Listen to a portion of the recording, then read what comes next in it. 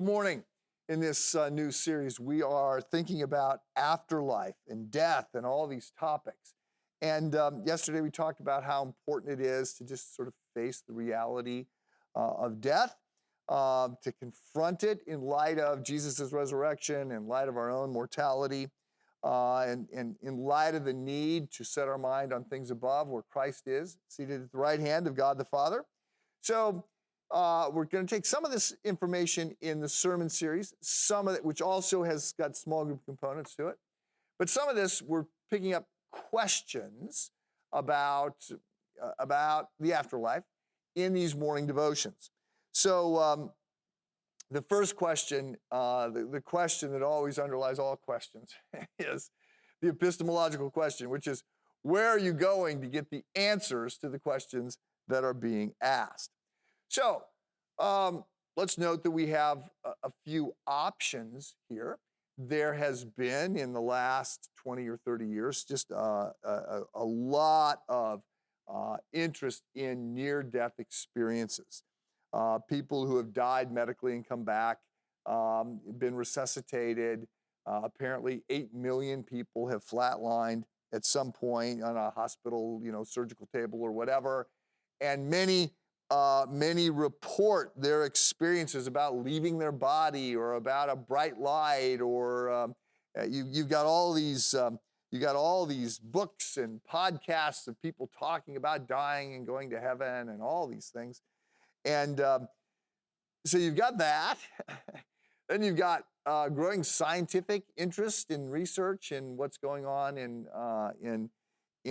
life, and is there can you measure at the time of death? Does anything leave the body? Is there some weight to a soul? And I look on this interest and I want to affirm it, applaud it. I think that the idea that there is scientific interest in what happens after we die, I think that's a good thing. And we've also got the interest or the ideas about eternal life or life after death that grow out of cultures. We see this, in almost every tribe and primitive civilization. We see that there are these beliefs about living after we die or what's going to come next and all these different views, which doesn't surprise me.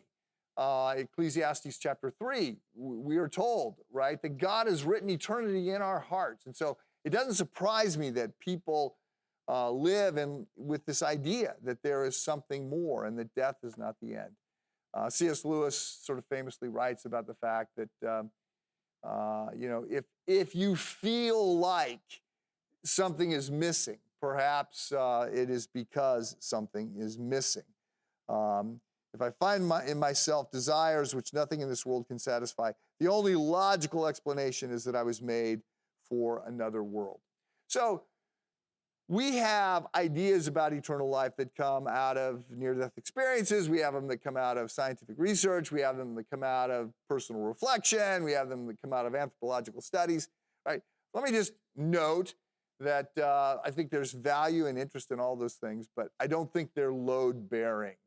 And so we are going to be looking at the statements of Jesus, right? So there's this idea that if you want to know what's on the backside of the moon, you talk to somebody that's been on the backside of the moon. And that person would be Jesus, who has died and truly been resurrected to eternal life.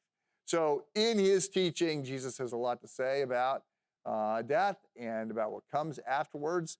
He also spoke with John. So after Christ's death and resurrection, a few years after that, then Jesus calls John up to heaven. The book of Revelation is the revelation of Jesus to John. And some of that talks about, what's going on in heaven. And then, of course, we also have Jesus affirming the Old Testament, and so there's teachings about eternal life in the Old Testament. So, in this series, we'll be taking on questions about the afterlife, and we will be looking to the Bible generally, but in particular to the teachings of Jesus Christ. Have a good day.